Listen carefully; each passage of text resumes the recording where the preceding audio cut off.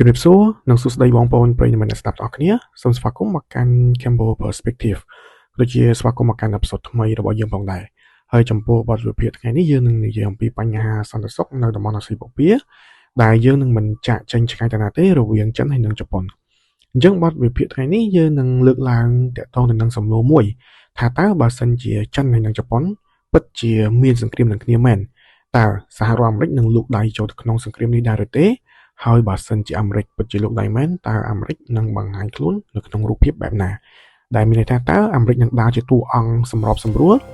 ឬក៏អាមេរិកនឹងដើរតួជាតួអង្គដែលជួយទៅខាងជប៉ុនឬក៏ខាងចិនអញ្ចឹងយើងនឹងទៅស្ដាប់បទវិភាគនេះទាំងអស់គ្នា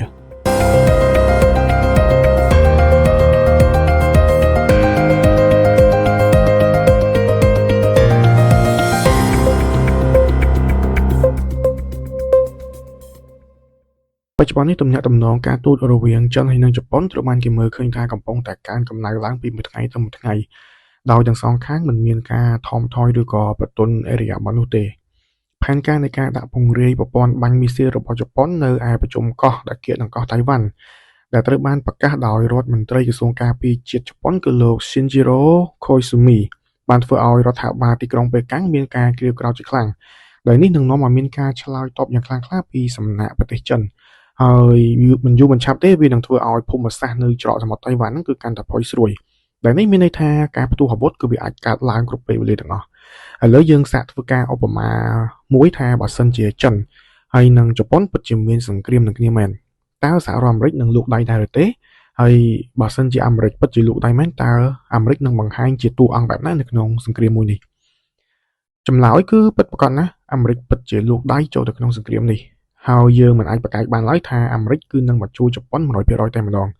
ដែលនេះគឺវាសមស្របជាមួយនឹងសន្ធិសញ្ញារវាងប្រទេសទាំងពីរគឺប្រទេសជប៉ុនហើយនិងសហរដ្ឋអាមេរិកមែនទែនទៅជប៉ុនគឺជាសម្ព័ន្ធមិត្តដ៏ធំនិងមានសារៈសំខាន់បំផុតមួយសម្រាប់សហរដ្ឋអាមេរិកប្រទេសទាំងពីរនេះគឺបានចុះហត្ថលេខាលើសន្ធិសញ្ញារួមគ្នាមួយដែលត្រូវបានគេស្គាល់ថាសន្ធិសញ្ញាសន្តិសុខអាមេរិកជប៉ុនឬក៏ The US-Japan Security Treaty ដែលបានចុះហត្ថលេខាដំបូងបំផុតកាលពីថ្ងៃទី8ខែកញ្ញាឆ្នាំ1951នៅឯទីក្រុង San Francisco ហើយដែលក្រោយមកវាត្រូវបានកែសម្រួលម្ដងទៀតនិងបានចុះហត្ថលេខាជាផ្លូវការគឺនៅថ្ងៃទី9ខែមករាឆ្នាំ1960នៅឯទីក្រុង Washington ហើយវាក៏ត្រូវបានប្រើប្រាស់មកដល់សប្តាហ៍នេះផងដែរផ្អែកទៅតាមសន្ធិសញ្ញាមួយនេះគឺប្រទេសទាំងពីរបដិញ្ញាក្នុងការដោះស្រាយជម្លោះដោយសន្តិវិធីកិច្ចសហប្រតិបត្តិការសេដ្ឋកិច្ចនិងជំនួយទៅវិញទៅមកក្នុងការរក្សាសមត្ថភាពរបស់ប្រទេសទាំងពីរដើម្បីធ្វើការទប់ទល់នឹងការវាយប្រហារណាមួយដោយប្រដាប់អាវុធធាតុសំខាន់មួយទៀតនោះគឺថាតាមរយៈសន្ធិសញ្ញាមួយនេះវាបានផ្ដល់នូវកិច្ចព្រមព្រៀងដែលអនុញ្ញាតឲ្យសហរដ្ឋអាមេរិកហ្នឹងគឺអាចរក្សាបាននៅមូលដ្ឋានយោធារបស់ខ្លួននៅក្នុងទឹកដីរបស់ប្រទេសជប៉ុនដើម្បីធានាសន្តិសុខនៅឯតំបន់អាស៊ីបូព៌ាក៏ដូចជាសម្រាប់ការពារដល់ប្រទេសជប៉ុនខ្លួនឯងផងដែរជប៉ុនគឺជាទឹកដីយុទ្ធសាស្ត្រដ៏មានសក្តានុពលសម្រាប់សហរដ្ឋអាមេរិកក្នុងការដាក់មូលដ្ឋានទ័ពរបស់ខ្លួនមូលដ្ឋានទ័ពទាំងនេះគឺវាអនុញ្ញាតឲ្យសហរដ្ឋអាមេរិកនឹងអាចបង្កើនអំណាចរបស់ខ្លួនបានកាន់តែខ្លាំងនៅតំបន់អាស៊ីប៉ាស៊ីហ្វិកនិងអាចជួយឲ្យអាមេរិកនឹងឆ្លើយតបយ៉ាងឆាប់រហ័សចំពោះប្រទេសចិនកូរ៉េខាងជើងនិងការគំរាមកំហែងផ្សេងៗនៅក្នុងតំបន់បើគ្មានជប៉ុនទេនោះវត្តមានរបស់យោធាអាមេរិកនៅអាស៊ីគឺនឹងកាន់តែខ្សោយទៅដែលតាមរយៈនេះគឺយើងអាចមើលឃើញថាជប៉ុននេះគឺពិតជាមានសារៈសំខាន់ខ្លាំងមែនទែនសម្រាប់អាមេរិកឥឡូវនេះយើងមកមើលសំណួររបស់យើងវិញថាបើសិនជាជប៉ុនជាអ្នកចាប់ផ្ដើមសង្គ្រាមមុនតើអាមេរិកនឹងជួយជប៉ុនឬក៏យ៉ាងណាបើសិនជាយើងមើលទៅបើសិនជាករណីថាជប៉ុនជាអ្នកចាប់ផ្ដើមសង្គ្រាមមុនមែននោះឬក៏ជប៉ុនខ្លួនឯងនឹងជាអ្នកធ្វើសកម្មភាពវាយលុកមុននោះនឹងមិនតម្រូវឲ្យសហរដ្ឋអាមេរិកនឹងធ្វើការអន្តរាគមន៍ដោយកម្លាំងយោធានោះឡើយតែនេះមានន័យថាអាមេរិកគឺនឹងមិនយកកងទ័ពរបស់ខ្លួននឹងទៅចូលរួមជាមួយនឹងទ័ពជប៉ុនដើម្បីចាប់ផ្ដើមសង្គ្រាមមុននោះទេដែលនេះគឺវាសមស្របទៅនឹងសន្ធិសញ្ញារវាងប្រទេសទាំងពីរពីព្រោះបើយើងផ្អែកតាមសន្ធិសញ្ញាសន្តិសុខរវាងជប៉ុននិងអាមេរិកគឺសហរដ្ឋអាមេរិកគាំទ្រផ្នែកយោធាទៅដល់ជប៉ុននឹងតែក្នុងករណីមានការវាយប្រហារមកកាន់ប្រទេសជប៉ុនមុនតែប៉ុណ្ណោះដូច្នេះបើសិនជាជប៉ុនជាអ្នកចាប់ផ្ដើមសង្គ្រាមជាមួយនឹងចិនមុនឬក៏ជប៉ុនចាប់ផ្ដើមការឈ្លានពានទៅកាន់ប្រទេសចិនមុនអាមេរិកគឺនឹងមិនចូលរួមនៅក្នុងសកម្មភាពឈ្លានពានដែលបង្កើតឡើងដោយជប៉ុននោះទេ មានន័យថាអាមេរិកគឺការពារជប៉ុនតែក្នុងករណីគេវាយប្រហារជប៉ុនតែប៉ុណ្ណោះយើងមកមើលស្ថានភាពជាក់ស្ដែងមានន័យថាស្ថានភាពនាពេលបច្ចុប្បន្ននេះវិញចំពោះស្ថានភាពបច្ចុប្បន្ននេះបើយើងសួរថាតើចិននិងជប៉ុនអាចឈានដល់ដំណាក់កាលសង្គ្រាមដែរឬទេ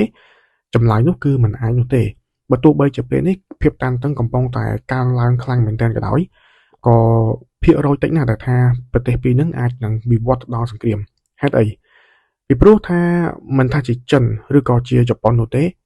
ប្រទេសទាំងសងខាងនេះគឺសុទ្ធតែមើលឃើញពីលទ្ធផលបើសិនមកជាសង្គ្រាមពិតជាផ្ទុះមែនគឺយើងអាចមើលឃើញរុស្ស៊ីហើយនិងអ៊ុយក្រែនជាឧទាហរណ៍ស្រាប់ម្យ៉ាងវិញទៀតសហរដ្ឋអាមេរិកនឹងមិនអនុញ្ញាតឲ្យមានសង្គ្រាមរវាងប្រទេសទាំងពីរនោះទេសហរដ្ឋអាមេរិកគឺដាច់ខាតតែម្ដងមិនឲ្យមានសង្គ្រាមកើតឡើងរវាងប្រទេសទាំងពីរនោះឡើយពីព្រោះថាមិនថាជាជប៉ុនឬក៏ចិនទេសុទ្ធតែជាប្រទេសដែលមានសារៈសំខាន់ចំពោះអាមេរិកដូចគ្នាសហរដ្ឋអាមេរិកទំនងជានឹងប្រើប្រាស់ការទូតដើម្បីដោះស្រាយនិងដើម្បីបន្ថយភាពតានតឹងរវាងប្រទេសចិនហើយនិងប្រទេសជប៉ុនជាជាងការប្រយុទ្ធគ្នាតើចិននិងជប៉ុនត្រូវការអន្តរាគមន៍របស់សហរដ្ឋអាមេរិកដែរទេនេះគឺជាសំណួរដ៏រសើបមួយដែលយើងចង់ដឹងចង់ឮថាតើប្រទេសពីរនឹងឆ្លោះគ្នាត្រូវការអាមេរិកដែរអត់ពីព្រោះយើងដឹងហើយថាសន្តិភាពពិភពលោកសប្តាហ៍ថ្ងៃនេះគឺអាមេរិកតែងតែចេញមុខដើម្បីរៀបចំនៅសន្តិភាពនៅលើពិភពលោកយើងនាពេលបច្ចុប្បន្ននេះជាពិសេសគឺនៅក្នុងបច្ចុប្បន្នដែលលោកដូណាល់ត្រាំកំពុងដឹកនាំអាមេរិកនេះជាដើមដោយលោកដូណាល់ត្រាំគឺព្យាយាមបង្ហាញនៅសកម្មភាពរបស់គាត់ក្នុងការត្រួសត្រាយផ្លូវទៅរកសន្តិភាពរវាងរដ្ឋមួយទៅរដ្ឋមួយអញ្ចឹងយើងមកមើលសំណួរយើងវិញថាតើចិននិងជប៉ុននឹងត្រូវការអន្តរាគមន៍របស់អាមេរិកដែរឬទេកាលពីចុងខែវិច្ឆិកាឆ្នាំ2025កន្លងទៅនេះប្រធានាធិបតីចិនគឺលោកស៊ីជីនពីងបានខលទូរស័ព្ទទៅលោកដូណាល់ត្រាំដោយមានបំណងចង់ឲ្យលោកត្រាំនឹងជួយណែនាំទៅនាយករដ្ឋមន្ត្រីជប៉ុនកុំឲ្យនិយាយអំពីបញ្ហារបស់កោះតៃវ៉ាន់ទៀត